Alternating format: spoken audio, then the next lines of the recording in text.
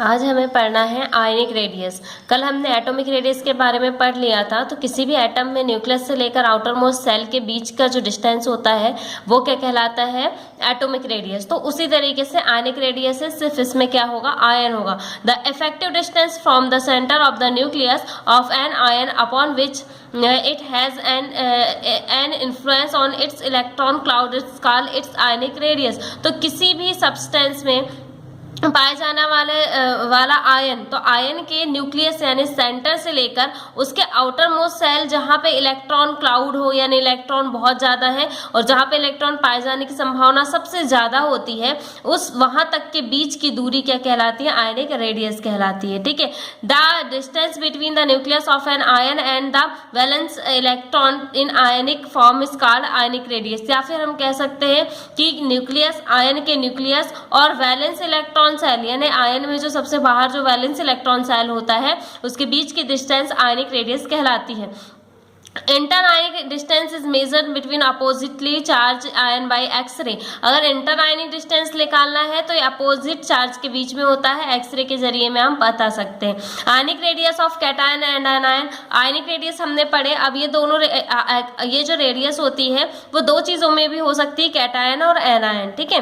Atoms are electrically neutral and they form ion by gaining और losing electron. हर एक atom जो होता है वो इलेक्ट्रिकली न्यूट्रल होता है यानी उसमें प्लस और माइनस चार्ज दोनों इक्वल होते हैं, तो एटम हमेशा न्यूट्रल होता है। ठीक है। तो ये हमेशा क्या करता है, आयन को एक्सेप्ट करने की कोशिश करता है या ज्यादा इलेक्ट्रॉन लॉस करने की कोशिश करता है। Cation is found when an atom loss one और मोर इलेक्ट्रॉन्स। कैटायन कब बनते हैं, कैटायन और एनायन के बारे में हम पढ़ रहे हैं। तो कैटायन तब बनते हैं जब कोई भी एटम जो होता है एक या एक से ज्यादा इलेक्ट्रॉन को क्या करता है, लॉस करता है यानी अपने आप को प्लस बनाता है। And anion is found by gaining electron, और एनायन तब बनता है जब कोई भी एटम इलेक्ट्रॉन को एक्सेप्ट करता है। ठीक है। The cation radius of an atom is less than the atom itself because the effective nuclear charge increase when an electron is lost from the atom। तो कैटोनिक रेडियस यानी कि जब cation बना है यानी जब प्लस बन रहा है यानी इलेक्ट्रॉन निकाल दे रहा है बाहर, तो जब कैटायन बन रहा है तो कैटोनिक रेडियस जो होती है वो नॉर्मल एटम की तुलना में less than the atom itself यानी हमेशा जो एटम होता है उसकी तुलना में ये रेडियस कम होती है। क्यों होती है, क्योंकि इफेक्टिव न्यूक्लियर चार्ज इंक्रीज हो जाता है यानी कि न्यूक्लियस का जो चार्ज होता है वो बढ़ जाता है यानी वो अपने तरफ खींचता है बाहर के सेल्स को। When electron is lost from the atom, और इलेक्ट्रॉन जो है वो एटम से लॉस हो जाते हैं, this then attract the remaining electronic strongly toward the nucleus. और इस तरीके से वो क्या कहता है, इलेक्ट्रॉन को स्ट्रांगली अपनी ओर खींचता है, इसलिए इसकी एटॉमिक रेडियस जो होती है कम होती है। Atomic radius of sodium 1.57 angstrom, और अगर आयनिक रेडियस हम सोडियम आयन की निकालेंगे, सिंपल सोडियम की है, और अगर हम आयन की बात करें तो इसमें 0.95 एंगस्ट्रॉम होती है। ठीक है। Since anions are formed by the addition of one or more electron to an atom, therefore the effective nuclear charge decrease and the electron cloud gets distributed। तो अगर हम एनायन की बात करें तो इसमें एक या एक से ज्यादा इलेक्ट्रॉन जो है वो एटम में जुड़ते हैं, इसलिए न्यूक्लियर का जो इफेक्टिव चार्ज होता है वो कम हो जाता है और इलेक्ट्रॉन क्लाउड को क्या करता है, ये फैला देता है, डिस्ट्रीब्यूट कर देता है। The anion is therefore always larger in size than original atom, इसलिए हमेशा एक ओरिजिनल एटम की तुलना में एनायन का जो आयनिक रेडियस होती है वो या साइज बड़ा होता है। जैसे atomic radius of chlorine 0.99 angstrom, लेकिन अगर क्लोरीन आयन की बात करें तो ये 1.81 एंगस्ट्रॉम होती है। ठीक है। फिर है trends of periodic table. Periodic table में इसमें क्या चीजें पाई जाती हैं यानी पीरियोडिक टेबल में हम इसको अरेंज करें तो किस तरीके से बढ़ता है या घटता है। तो variation in ionic radius in a period, किसी भी आवर्त में जो आयनिक रेडियस है उसमें क्या परिवर्तन होंगे। In generally ionic radius decrease gradually on moving from the left to right in a period, कि पीरियड में हम जब लेफ्ट से राइट की तरफ जाते हैं तो आयनिक रेडियस हमेशा कम होती है। The size of atom and ion decrease with increase the in nuclear charge। क्योंकि न्यूक्लियर चार्ज बढ़ता जाता है और इनका साइज कम होता है, और साइज कम होने की वजह से इनका आयनिक रेडियस भी कम होता है।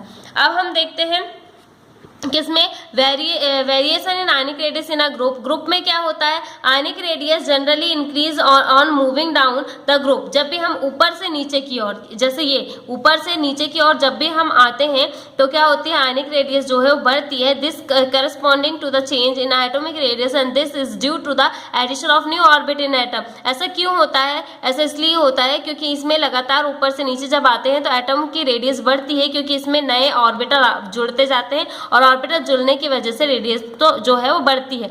नेक्स्ट है आइसो इलेक्ट्रॉनिक आयंस। क्या होते हैं, सब electronic ion, ions of different element having same number of electrons are called iso electronic ion.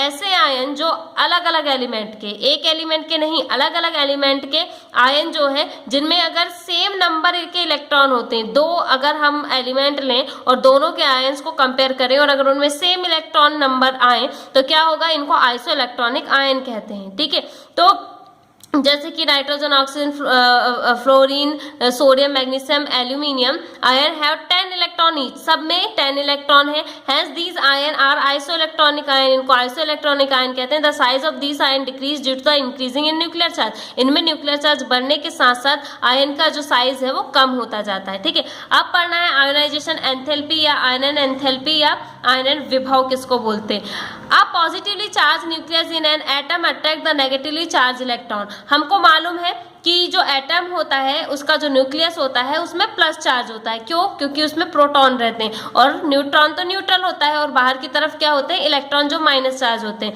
तो पॉजिटिव चार्ज जो न्यूक्लियस होता है एटम का हमेशा वो नेगेटिव चार्ज इलेक्ट्रॉन को अपनी ओर अट्रैक्ट करता है। Therefore to remove an electron from any atom some energy is required which is express in term of ionization enthalpy. इसलिए जब ये जो न्यूक्लियस होता है वो इलेक्ट्रॉन को अपनी ओर खींच के रखता है, बांध के रखता है, तो उस एटम से हमको किसी भी इलेक्ट्रॉन को अगर निकालना है तो हमको एक्स्ट्रा कुछ एनर्जी उसे देनी पड़ेगी और वो जो एनर्जी हम उसमें दे रहे हैं उसी टर्म को हम आयोनाइजेशन एंथैल्पी कहते हैं। डेफिनेशन क्या है, the amount of energy required to remove the most loosely held electron from an isolated gases atom in its ground state, it is called ionization enthalpy और आयोनाइजेशन पोटेंशियल।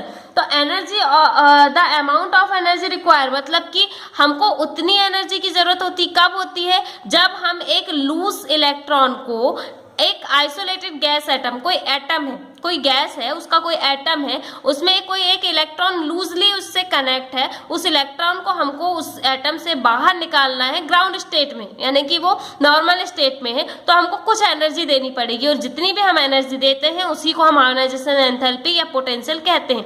देखिए जैसे sodium gas है, उसमें हम कुछ energy देंगे तो Na+ बन गया, यानी एक इलेक्ट्रॉन यहाँ से बाहर निकल गया। ठीक है, अब क्या है यहाँ पे, ionization enthalpy is the measure of tendency of the atom, molecule और ion to loss an electron. Ionization enthalpy को हम मेजर कर सकते हैं किस तरीके से, एटम या मॉलिक्यूल या आयन से कोई एक इलेक्ट्रॉन निकालने पर। The energy required to remove the first valence electron from the an isolated gas atom is called first ionization enthalpy. तो ऐसा कोई गैस का एटम है जिससे हम पहला इलेक्ट्रॉन निकाल रहे हैं, तो जब पहले वैलेंस इलेक्ट्रॉन को निकालने के लिए हमें जितनी भी एनर्जी रिक्वायर होगी वो क्या कहलाती, फर्स्ट आयोनाइजेशन एंथैल्पी कहलाती है। ठीक है, more than one valence electron may be remove from an isolated gases atom by giving the required energy, this is condition the term first, second and third ionization enthalpy. और जब भी हम पहला electron निकालने के बाद जब सेकेंड, थर्ड, फोर्थ या जब ज्यादा इलेक्ट्रॉन निकालने पड़ते हैं तो उसको हम कहते हैं सेकेंड आयोनाइजेशन एंथैल्पी, थर्ड निकालेंगे थर्ड, फोर्थ, फिफ्थ, इस तरीके से उसको नेम दिया जाता है। The energy required to remove second and third electron और कॉल्ड सेकेंड और थर्ड आयोनाइजेशन एंथैल्पी। तो जब भी हम अगर सेकेंड या थर्ड इलेक्ट्रॉन निकालते हैं तो उसके लिए जो एनर्जी रिक्वायर होती है उसको हम सेकेंड या थर्ड आयोनाइजेशन एंथैल्पी कहते हैं। जैसे कि एक गैस है, एटम है, उसमें से हमने पहले अगर इलेक्ट्रॉन को निकालना है तो जो भी हम एनर्जी देंगे, जैसे ΔiH1 है तो इसको हम फर्स्ट आयोनाइजेशन एंथैल्पी कहेंगे, दूसरा निकालेंगे तो इसको ΔiH2 कहेंगे और तीसरा तो ΔiH3। इस तरीके से पहला वाला निकालने पे प्लस बनेगा, दूसरा निकालने में 2+ हो जाएगा और तीसरा निकालने में 3+। ये प्लस क्यों हो रहा है? क्योंकि इलेक्ट्रॉन निकालने पे प्लस चार्ज बढ़ेगा, क्योंकि इलेक्ट्रॉन जो है वो माइनस चार्ज होता है। It is easier to remove electron from an neutral atom than from a positively charge ion, because of removing the first electron positive charge on the nucleus increase. तो क्या होता है, किसी भी इलेक्ट्रॉन से जैसे ही हम किसी भी न्यूट्रल एटम है उससे हम इलेक्ट्रॉन निकाल रहे हैं तो पॉजिटिव चार्ज जो है वो बढ़ता जाता है, क्योंकि इलेक्ट्रॉन जो है कम होता है और न्यूक्लियस में पॉजिटिव चार्ज बढ़ता है, which is attracted the remaining electron more strongly. और इस वजह से क्या करते हैं कि ये इलेक्ट्रॉनों को अपनी तरफ स्ट्रांगली बांधने की कोशिश करते हैं, hence it's become difficult to remove the second electron. इसलिए पहले इलेक्ट्रॉन के निकालने के बाद सेकेंड इलेक्ट्रॉन को निकालना थोड़ा मुश्किल हो जाता है। Second ionization enthalpy is greater than the first ionization enthalpy, इसलिए क्या होता है कि सेकेंड इलेक्ट्रॉन निकालना मुश्किल है। इस वजह से फर्स्ट की तुलना में सेकेंड आयोनाइजेशन एंथैल्पी जो होती है वो ज्यादा होती है। Similar third ionization enthalpy is greater than first and second ionization enthalpy, इसलिए थर्ड जो होगी वो भी फर्स्ट और सेकेंड से ज्यादा होगी। ठीक है, अब है factor that affecting ionisation enthalpy, कौन कौन से कारक है जो इन पे इफेक्ट डालेंगे। Size of atom, ionization potential decrease with increase in size of an atom, किसी भी एटम का साइज बढ़ने पर आयोनाइजेशन एंथैल्पी जो है वो कम हो जाती है। क्यों? क्योंकि साइज बढ़ने की वजह से जो आउटर मोस्ट सेल के जो इलेक्ट्रॉन होंगे वो न्यूक्लियस से बहुत दूर चले जाएंगे, और जब वो दूर चले जाएंगे तो न्यूक्लियस का चार्ज उन पर कम काम करेगा और उसे निकालना आसान हो जाएगा, इसलिए एंथैल्पी कम लगेगी। Nuclear charge it increase with the increase in nuclear charge, क्या होता है आयोनाइजेशन एंथैल्पी बढ़ानी पड़ती है जब भी न्यूक्लियर चार्ज बढ़ जाता है, क्योंकि न्यूक्लियर चार्ज बढ़ने पे वो अपनी ओर अट्रैक्ट करके रखता है, इसलिए निकालना मुश्किल होता है, इसलिए ज्यादा एनर्जी देनी पड़ेगी। Screening effect of inner shell, जब भी क्या करते हैं it decrease with increase in number of inner shell, inner shell acts as a shield between nucleus and valence shell electron. तो ये स्क्रीनिंग इफेक्ट जब जब बढ़ेगा तो क्या होगा कि इलेक्ट्रॉन को निकालना आसान हो जाएगा, क्योंकि न्यूक्लियस का चार्ज इसकी वजह से कम होगा। कंप्लीटली और हाफ फील्ड और सब ऑर्बिटल, कंप्लीट ऑर्बिटल से इलेक्ट्रॉन को निकालना मुश्किल होता है और हाफ फील्ड से जो होता है वो आसान होता है। Electronic configuration, element having stable electronic configuration have high ionization potential, जब भी किसी का एटम का इलेक्ट्रॉनिक कन्फिगरेशन जो होता है वो स्थायी होता है तो उसमें हमें ज्यादा एनर्जी देने की जरूरत पड़ती है, तो आयोनाइजेशन एंथैल्पी जो होती है वो ज्यादा होती है।